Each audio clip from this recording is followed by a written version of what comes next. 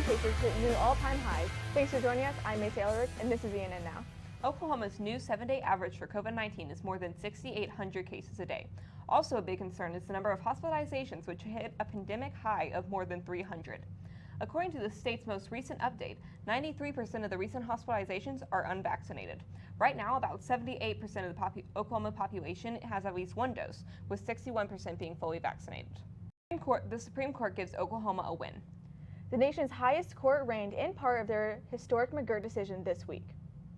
The Supreme Court's McGirt case ruled that some tribal reservations were never dissolved by Congress, which threw many criminal cases into doubt in Oklahoma. This week, the court let stand a state ruling that the McGirt decision was not retroactive, which means old criminal cases can stay in the state court, but the Supreme Court is still debating whether to overturn the McGirt decision. Some big moves could happen this year in the state legislature. For a closer look at some of the big bills coming up, here's ENN's Joshlyn and Grace Ann. One of the bills being proposed this year would allow tribes to conduct sports betting. Representative Ken Luttrell is a Republican from Ponca City and says illegal sports betting is already happening, and legalizing it with the state's tribal gaming compacts could create jobs and bring millions of dollars to the state's economy. Another bill seeks to create a Texas-style abortion ban in Oklahoma. Republican Representative Sean Roberts says since the Texas abortion ban, Oklahoma abortion providers have seen an increase in women coming from Texas for an abortion. He wants to pass a similar ban, which is facing legal challenges in Texas. The bill would allow civil penalties and lawsuits against abortion providers. Thanks, Joshlyn. If you didn't know, deer season is wrapping up in Oklahoma, and if you didn't, odds are you aren't a hunter. But did you know that despite some stereotypes, more women are taking to the fields and forests to bring home a trophy? ENN's Grace Ann explains. Over the past couple of years, hunting among women has become more popular. Some girls were just raised into hunting and have been doing it their whole lives, but another big impact is social media. Every time a girl sees another girl doing something that's empowering to them, and they see that and they think, well, she looks like she's having a good time.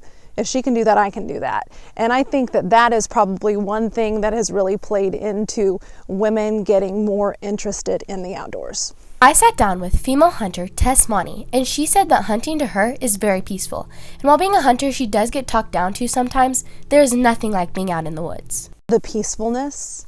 In the morning, you wake up with the woods. In the evening, you get to see the woods go to sleep. But I feel lucky that for the most part, I get encouragement and support. But being a woman, there is definitely that side of things where people kind of want to talk down to you or pretend like you may not know as much as they do. And so many memories are made out in the woods, and those are special moments that not everyone gets unless they take the leap of faith to start hunting.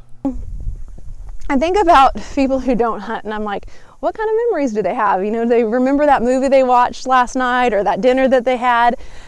With hunting, even your worst hunt, you have some sort of memory, some sort of special lesson that goes along with it. And so for me, it's every memory that I'm making along the journey. So I have almost 10 years worth of wonderful memories, a couple of heartbreaking moments in the woods. That is the thrill of it all to me. I also hunted with a 91 or 2-year-old or 3, I think he was a 93-year-old hunter.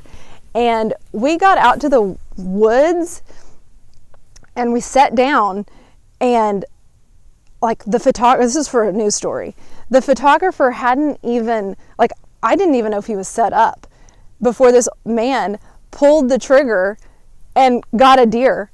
I mean, like it was the fastest hunt I've ever been a part of. He was shooting a shotgun using slugs, and he had knocked the deer down within 3 minutes of us getting to our spot and sitting down. There's nothing like being out in nature and harvesting your first animal.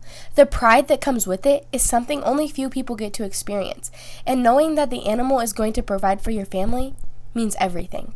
2012, it was October, black powder season, and my first hunting experience was awesome. We were hunting on my husband's family land, hunting on a spot where he grew up hunting, and he had put up a tree stand for me and a tree stand for him because we didn't have a two-man ladder stand. So he wanted to be right there next to me, and it was a great hunt. I shot what some people would probably criticize as being too small of a buck, but to this day it's one of my very favorite hunts, and probably one of my proudest harvests. And it was a good shot, and I knew from that moment on that I wanted to be a hunter. If you're going to take a life, and that's the thing about deer hunting, or just hunting in general, we're in deer season, so I keep referring to deer season, but you cannot take lightly taking a life. So when I'm hunting, I have an enormous respect for the animal that I'm taking, because I know that it's going to feed me. I know that it lived a life, that it had a heartbeat, and that means a lot to me. And don't wait to do it, because there's so much you're missing out on. As Tess says, just do it. Do it. Find someone who is a hunter, or there are women in the outdoor groups. Find those people, find those groups, and get started. I mean, just asking the first question is the first step to open doors in the outdoors. If you would like more helpful hints, you can visit our website at www.epicnewsnetwork.org. And remember, just because you're female doesn't mean you can't hunt. So get out there and show the men how it's done. Reporting in Pawnee County, I'm Grace Ann with Epic News Network. Thanks, Grace Ann. That's all the time we have today. Thanks for joining us. And be sure to keep checking our websites and social media pages for more stories from our team of student journalists.